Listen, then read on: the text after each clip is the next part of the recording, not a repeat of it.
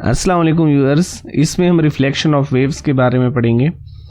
इसमें हम ये देखेंगे कि डेंसर मीडियम और रेयर मीडियम से वेव्स कैसे रिफ्लेक्ट होती हैं। ये भी 5 मार्क्स का क्वेश्चन पेपर में आ जाता है जी। तो इस फिगर में देखें, ये रिफ्लेक्शन ऑफ वेव्स के एग्जाम्पल हम देख रहे हैं। यहाँ पे रिफ्लेक्शन वेव्स की तब होती है जब कोई वेव ट्रेवल करती जाए और आगे मीडियम चेंज हो जाए, तो वो जो बाउंड्री होगी, इस बाउंड्री से वेव का कुछ पोर्शन वापस रिफ्लेक्ट हो जाता है पहले वाली मीडियम में, कुछ पोर्शन आगे भी चला जाता है। तो अगर वेव उस बाउंड्री से टकराकर वापस आती है तो इसको हम रिफ्लेक्शन ऑफ वेव्स कहते हैं। ये 2 तरीकों से रिफ्लेक्शन हो सकती है, डिपेंड इस पे करता है कि ये जो बाउंड्री है, ये इसके जो आगे मीडियम है वो कौन सा है। तो इस फिगर में पहले देखें, अगर हम एक रस्सी लें और इस रस्सी को यहाँ टाइटली बाउंड कर दें, फिक्स कर दें इसमें, और ये दीवार है, तो इस वेव के लिए जो नेक्स्ट बाउंड्री है वो बहुत हार्ड है, ठीक है, और ये मूव नहीं हो रही। जब हम इसमें क्रस्ट पैदा करते हैं और क्रस्ट यहाँ पहुँचता है, तो ये वेव के पार्टिकल्स को ऊपर रस्सी के पार्टिकल्स ऊपर जा रहे होते हैं। तो यहाँ पहुंचने पर भी रस्सी इस पॉइंट को ऊपर उठाने की कोशिश करती है, लेकिन होता ये है कि ये पॉइंट फिक्स है, हार्ड है, ये मूव नहीं होता। इसलिए ये रिएक्शन में रस्सी को नीचे पुश कर देता है और उससे रस्सी में वेव पैदा हो जाती है, और वो वेव उसमें जो रस्सी के पार्टिकल्स हैं वो नीचे डिस्प्लेस हो जाते हैं और वो वापस चली जाती है। तो इस तरह एक क्रस्ट जो ऊपर था पहले, वो बाद में ट्रफ में चेंज हो जाता है, और दूसरी तरफ इसी तरह अगर ट्रफ होगा तो वो क्रस्ट में चेंज हो जाएगा, यानी वेव का फेज 180 डिग्री शिफ्ट हो जाता है।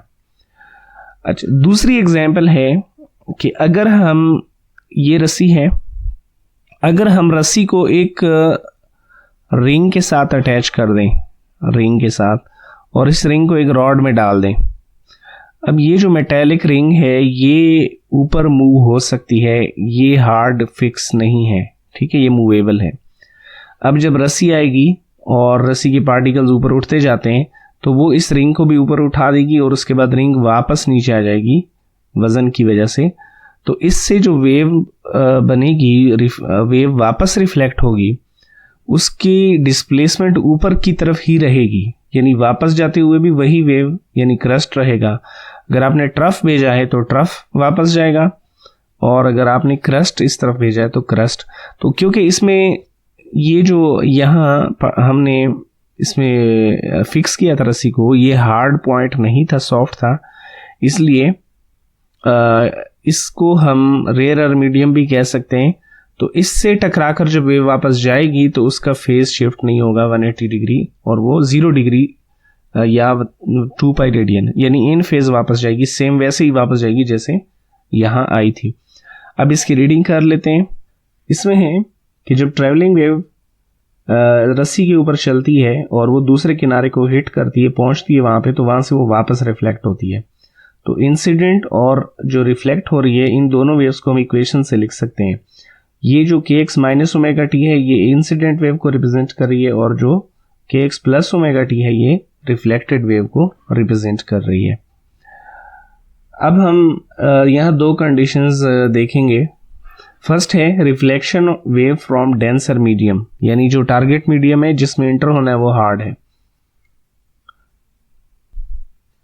तो इसमें ये लिखा है कि let the far end of the string B rigid wall, फर्ज करें दूसरा किनारा जो है वो सख्त हार्ड जो है वो दीवार है।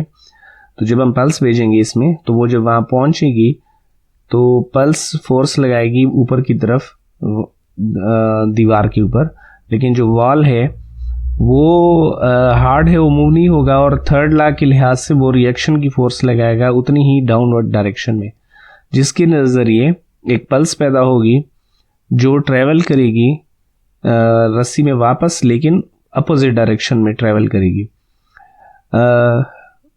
इस तरह की रिफ्लेक्शन जो है, जो हार्ड या डेंस मीडियम से हो, तो यहाँ इसमें जो रिफ्लेक्शन होगी इनके साइंस जो हैं वो रिफ्लेक्टेड वेव के साइंस अपोजिट होंगे और वो एक दूसरे को अगर दोबारा इंटरफेयर करते हैं तो वो कैंसिल भी हो सकती हैं।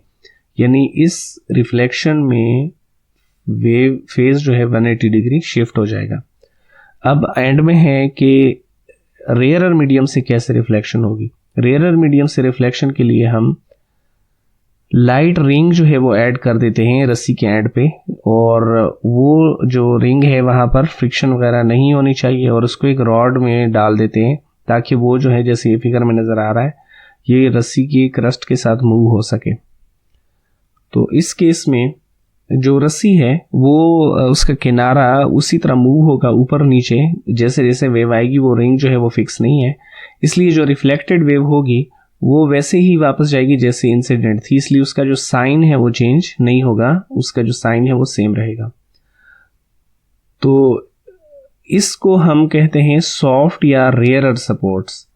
तो अगर सॉफ्ट या रेयरर मीडियम से रिफ्लेक्ट होकर आती है वेव्स, तो ऐसी वेव्स जो है वो उसमें कोई चेंज नहीं होता और वो वैसे ही वापस चली जाएगी जैसे कि वो इंटर हुई थी। तो ये यहाँ तक कंप्लीट हो जाता है।